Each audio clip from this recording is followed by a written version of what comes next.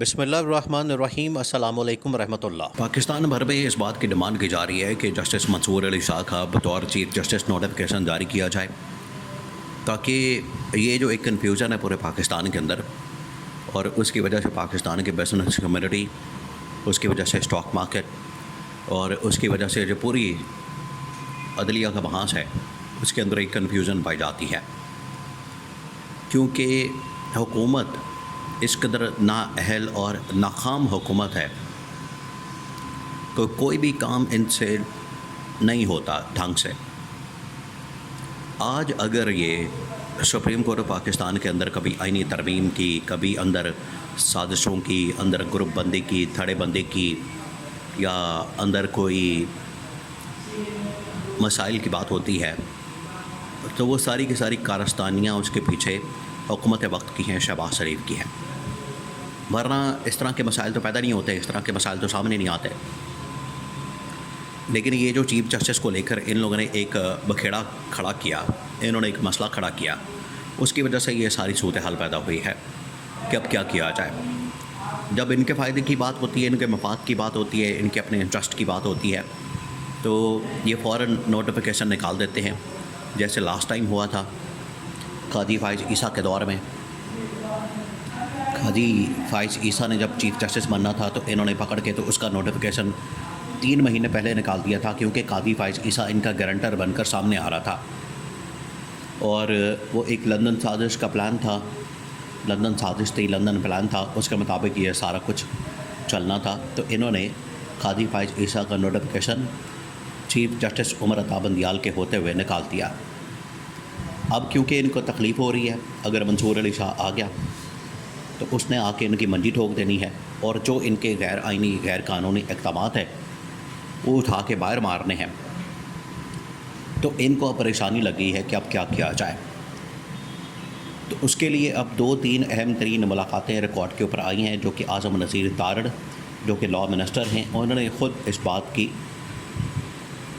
Record کے اوپر بات کر دی ہے، خود انہوں نے اس بات کی تصدیق کر دی ہے کہ بالکل ان کی قاضی فائز عیسیٰ کے ساتھ بھی اور جسٹس منصور علی شاہ کے ساتھ بھی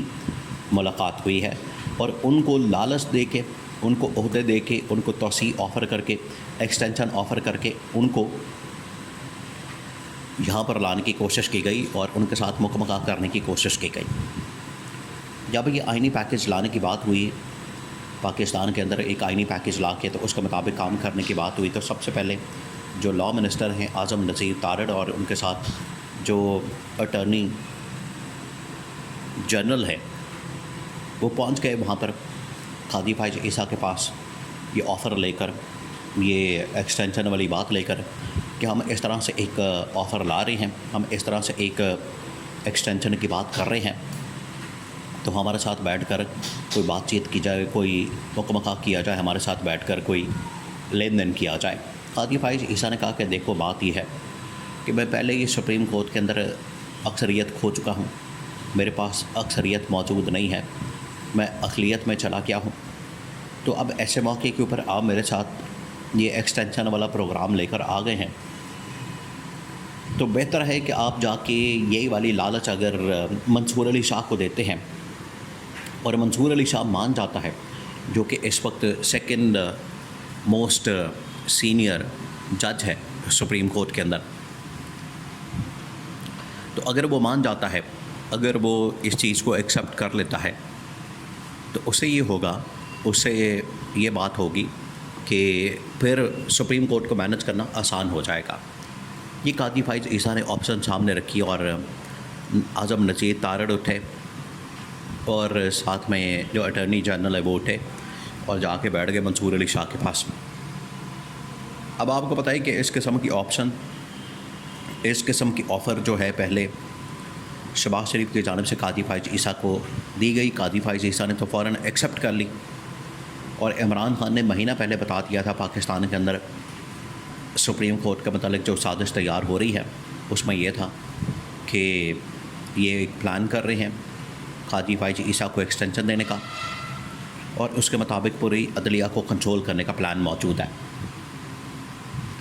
عمران خان نے بتا دیا تھا، اور قاضی فائز عیسیٰ اور شہباز شریف کی ملاقاتیں سامنے آ چکی تھیں۔ اب یہ پہنچ گئے جسٹس منصور علی شاہ کے پاس، منصور علی شاہ کے پاس پہنچے تو منصور علی شاہ کے سامنے انہوں نے یہ آئینی ترمیم اور پیکج اور ایکسٹینشن کی بات کر دی.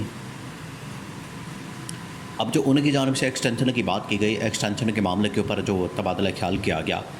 انہوں نے اسٹریٹ پہ آپشن رکھ دی جسٹس منصور علی شاہ کے سامنے کہ آپ کو بھی 3 سال کی ہم ایکسٹینشن دے دیں گے، قاضی فائز عیسیٰ کو بھی مل جائے گی، 3 سال بعد آپ پھر سے چیف جسٹس بن جائیں گے.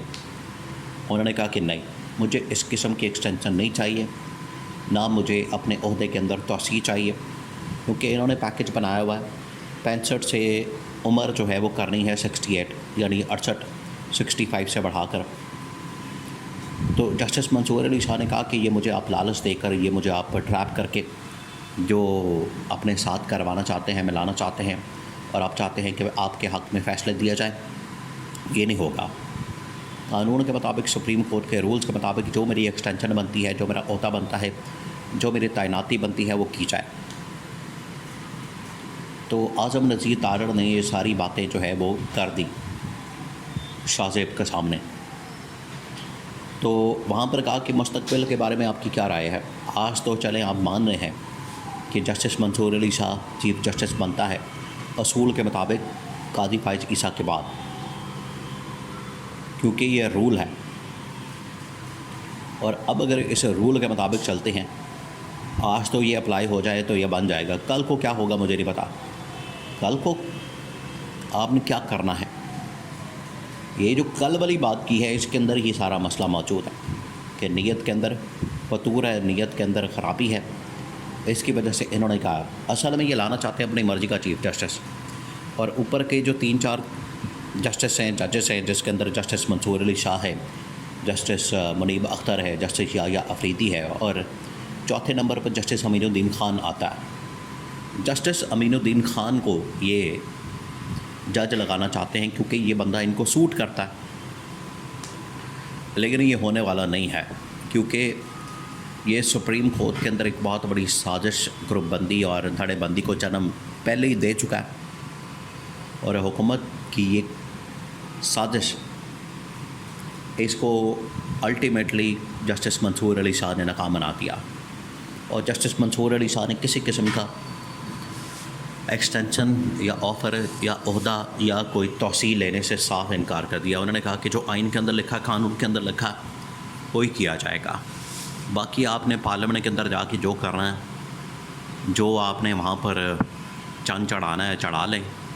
لیکن مجھے آپ کسی طرح سے ٹریپ نہیں کر سکتے.